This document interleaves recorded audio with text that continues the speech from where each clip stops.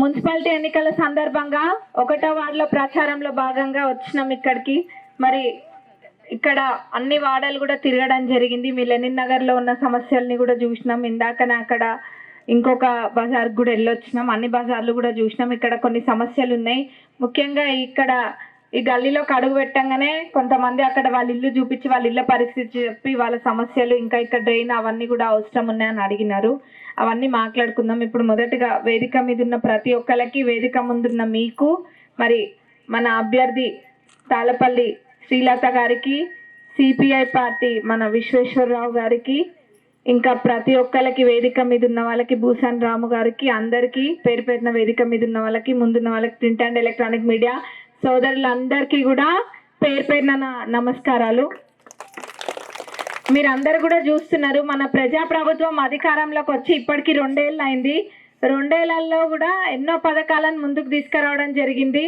ఎంత అప్పుల ఊబిలో రాష్ట్రం ఉన్నా కానీ, గత పాలకులు అప్పులలో ముంచిపోయినా కానీ, పేద ప్రజలకు మాట ఇచ్చినామని చెప్పి గెలిచిన 2 రోజులకే ఉచిత బస్సు ప్రయాణం పెడితే ఈరోజు మా అక్కలు ఎక్కడ పోవాలన్నా కానీ తెలంగాణ నలుమూలల్లో ఒక ఆధార్ కార్డు పట్టుకొని ధైర్యంగా పోగలుగుతుండ్రు. ఆ భరోసా కల్పించింది మన రేవంత్ అన్న. 200 యూనిట్ల కరెంటు ప్రతి ఇంటికి ఫ్రీ వస్తుంది. కొంతమంది ఇంతకుముందు ఎట్లుండే అంటే కరెంటు బిల్లు కట్టుకోవాలంటే కూడా కట్టుకోలేని పరిస్థితులలో కరెంటు కట్ అయిన సందర్భాలు ఎన్నో ఉంటాయి. మీలో ఒకరిద్దరికైనా అనుభవం ఉంటుంది. అట్లాంటివి సమస్యలు రావద్దు, ఎటువంటి ఇబ్బంది ఉండద్దు కరెంటుకి అని చెప్పి 200 యూనిట్ల కరెంట్ ఈరోజు ఇస్తున్న ప్రభుత్వం మన ప్రభుత్వము. అట్లనే సన్న బియ్యం అయితే ఎమ్మెల్యే ఎలక్షన్ల ముందు సన్న బియ్యం ఇస్తామని చెప్పినామా, మనం చెప్పలే. కానీ తినే తిండి దగ్గర ఉన్నోళ్ళకి లేనోళ్ళకి ఏం తేడా ఉంటుంది? ఎవరైనా కాయ కష్టం చేసేది బుగ్గ తృప్తిగా తిననికే కదా. అది కూడా లేకుండా దేనికని చెప్పి మాట ఇవ్వకపోయినా కానీ ఈరోజు సన్న బియ్యం ఇస్తే మీరందరూ కూడా ముందు ఏం చేసేటోళ్ళు, కోడ్ల ఫామ్లకు వేసుడో పిండి పట్టించుకున్నాడో చేసేటోళ్ళు. అది చేయకుండా ఈరోజు తృప్తిగా వండుకొని తింటున్నారు. తృప్తిగా వండుకొని తినేటప్పుడు ఏం గుర్తొస్తుంది? చెయ్యి గుర్తొస్తుంది.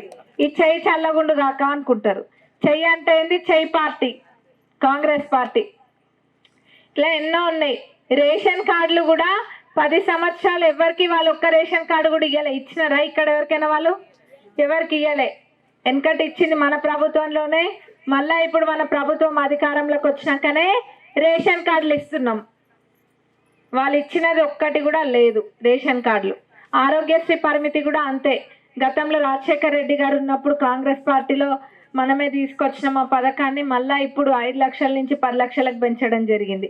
మహిళలకు వడ్డీ లేని రుణాలు అయితే ఎన్నో వస్తున్నాయి.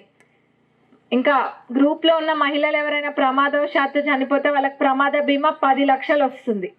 ఎవరైనా నార్మల్గా చనిపోయినా కానీ వాళ్ళకి ఏమైనా రుణాలు కనుక ఉంటే 2 లక్షల లోబడి ఉన్న రుణాలను కూడా మాఫ్ చేస్తున్నాం మనం. అంటే ఒక కుటుంబం మహిళను కోల్పోయి ఆల్రెడీ దుఃఖంలో ఉండుంటుంది. అట్లాంటి కుటుంబం పైన మళ్ళీ ఆర్థిక భారం కూడా పడద్దు అని చెప్పి 2 లక్షల లోబడి ఉన్న రుణాన్ని కూడా మాఫ్ చేస్తున్నాం. ఇట్లా మహిళలకు పెద్దపీట వేసుకుంటా ముందుకు పోతున్న ప్రభుత్వం మన ప్రభుత్వం. ఇవన్నీ ఒక ఎత్తు. ఇందిరమ్మ ఇల్లు ఒక్కటి ఒక ఎత్తు. ఇందిరమ్మ ఇల్లు ఇప్పుడు ఎన్ని వచ్చినాయో అది 1వ విడత మాత్రమే. ఇంకా 2వ విడత, 1వ విడత మొత్తం కట్టుకోవడం అయిపోకముందే 2వ విడత కూడా వస్తుంది. 2వ విడతలో అర్హులైన ప్రతి పేదవాళ్ళకి ఇల్లు పెట్టిస్తాం. ఇక్కడ వస్తుంటే కూడా చూసినా కొన్ని రేకుల ఇల్లులు ఉన్నాయి. అధ్వానంగా ఉంది పరిస్థితి. తప్పకుండా ప్రతి అర్హులైన వాళ్ళకి ఇల్లు పెట్టించే బాధ్యత నాది. మన మినిస్టర్ గారు పొంగులేటి గారు కూడా మన తొర్రూరు టౌన్ని దత్తకు తీసుకున్నారు. వాళ్ళ సొంత నియోజకవర్గంలో ఎట్లయితే అభివృద్ధి చేస్తా అన్నారో మన దగ్గర కూడా అదే విధంగా అభివృద్ధి చేస్తారు. మరి వారు దత్తకు తీసుకున్నారంటే అభివృద్ధి ఎట్లుంటుందో మీరే ఆలోచన చేయండి. ఇల్లు ఇచ్చేది కూడా మన పొంగులేటి గారే, మినిస్టర్ గారే. కాబట్టి ఇక్కడ ఇల్లు ఇంద్రమ్మ రాజ్యంలో ఇంద్రమ్మ ఇళ్ళకి కొదవలేదు. ఇప్పుడు అయింది 1వ విడతనే. ఇప్పుడు మీ ఇల్లు ఉందనుకోండి, మీ ఇంట్లో మీకు 3 పిల్లలు ఉంటే 3 పిల్లలకు ఒకటేసారి ఇల్లు కట్టేయాలన్న ఆలోచన మీకున్నా కానీ కట్టియగలుగుతారా? లేదు. ఒకళ్ళకి కట్టించినాకనే ఒకళ్ళకి కట్టియగలుగుతారు. అదేవిధంగా ప్రభుత్వ వ్యవస్థ కూడా ఒకళ్ళకి ముందు వస్తుంది, ఒకళ్ళకి వెనక వస్తుంది. రావడం మటుకు 100% గ్యారంటీ. ఆల్రెడీ వచ్చినాయి, 3500 వచ్చినాయి. అది అయిపోకముందే ఏప్రిల్ అంటే ఎంత తిప్పి కొడితే 2 నెలలు నిండా 2 నెలలు కూడా లేవు. ఉగాది వెళ్ళంగానే మీ అందరు కూడా తప్పకుండా రెండో విడతలో ఎవరైతే అర్హులు ఉన్నారో ఇల్లు పెట్టించే బాధ్యత మనది. ఏవి కావాలన్నా కానీ ఒక్కటే, ఇక్కడ ఉన్నోళ్ళు మనోళ్ళు, కౌన్సిలర్ మనోళ్ళు అయితే సమస్యలు నా దృష్టికి తీసుకురాగలుగుతారు. వేరే వాళ్ళు గెలిచినా ఎటువంటి ఉపయోగం లేదు. ఒక దిష్టి బొమ్మను తీసుకొచ్చి మీ వార్డులో పెట్టుకున్నట్టే ఉంటుంది, కానీ వాళ్ళు రేపు నా దగ్గరికి రారు, ఎటువంటి అభివృద్ధి పనులు చేయమని కూడా అడగరు. మరి అట్లాంటప్పుడు మీరు ఓటేసి వేరే వాళ్ళకు ఓటేయడం ఎందుకు? ఆ ఓటు వృధా చేసినట్టే కదా, బూడిదలో పోసిన పన్నీర్ అయినట్టే కదా మీ ఓటు వేరే పార్టీ వాళ్ళకి వేస్తే, అధికారంలో ఉన్న పార్టీకి కాకుండా. మరి మన అధికార పార్టీ తరపున నిల్చుంది కూడా మీ అందరికీ తెలిసినోలే, వికాస్ స్కూల్ తెలుసు కదా, తాళపల్లి శ్రీలత గారు ఇప్పుడే ఒక మాట కూడా చెప్పినారు.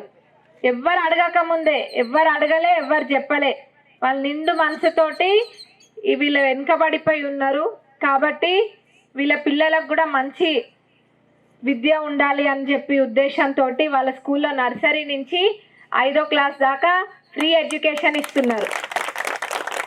ఎవరైతే ఇస్తా అని చెప్తారు చెప్పండి, 1000 రూపాయలు తగ్గియమంటేనే తగ్గియరు స్కూళ్ళల్లో సరిగ్గా. అట్లాంటిది ఉచిత విద్య, మీ పిల్లల భవిష్యత్తు కూడా బాగుంటుంది. మీకు ఇల్లు లేని వాళ్ళకి కూడా ఇల్లు వస్తాయి. మీకు ఇక్కడ డ్రైనేజ్ కావాలని అడిగినారు, ఈ గల్లీకి చేపిస్తా, నీళ్ళ సమస్య ఉందన్నారు, అది ఇప్పుడే దిగంగానే మాట్లాడతా కమిషనర్ గారితో. ఆ నీళ్ళ సమస్యది, రోడ్డు కూడా అవసరం ఉంది కాబట్టి రోడ్డు కూడా పెట్టిద్దాం. ఏదైనా తప్పకుండా చేసే బాధ్యత నేను తీసుకుంటా, కానీ గెలిపించే బాధ్యత మటుకు మీరు తీసుకోవాలి. ఒక్క ఓటు అటు ఇటు అయినా మనకి ఇబ్బంది కలుగుతుంది కాబట్టి అందరూ అనుకొని ఘన విజయం ఇక్కడ మీరు తీసుకురావాలి. శ్రీలత గారిని బంపర్ మెజారిటీ తోటి గెలిపించుకొని రండి. తప్పకుండా ఇక్కడ డ్రైన్ అయినా, రోడ్ అయినా, లేకపోతే ఇక్కడ 1వ వార్డు మొత్తంలో ఏదైతే అవసరం ఉందో చేపించే బాధ్యత నాది, గెలిపించే బాధ్యత మటుకు మీది. కరెంటువి పోల్లు మొన్న ఒక స్పెషల్ బడ్జెట్ తోటి మొత్తము అన్ని వార్డులలో 15-20 పోల్లు పెట్టించిన, డిపార్ట్మెంట్ నుంచి కాకుండా స్పెషల్ బడ్జెట్. అప్పుడు అసెంబ్లీలో మాట్లాడినా కదా, ఒకసారి మాట్లాడి స్పెషల్ బడ్జెట్ మన గౌరవ ఉప ముఖ్యమంత్రి గారు ఇవ్వడం జరిగింది. దాంతో పెట్టించినాము, మార్క్ చేసుకొని పోయినారు మొన్న. కాకపోతే అప్పుడే కోడ్ వచ్చింది కాబట్టి మార్కింగ్ అయింది, కోడ్ అయిపోగానే స్తంభాలు కూడా వచ్చేస్తాయి. మీరు అందరూ కూడా అధికారంలో ఉన్న పార్టీ కోటేస్తే అభివృద్ధికి బాటేసినట్టు. అభివృద్ధికి బాటేస్తారా అందరూ? మీ భవిష్యత్తు మార్చుకుంటారా? మరి శ్రీలత గారిది ఏం గుర్తు? చేయి గుర్తు. చేతి గుర్తుకే జై కాంగ్రెస్, జై కాంగ్రెస్.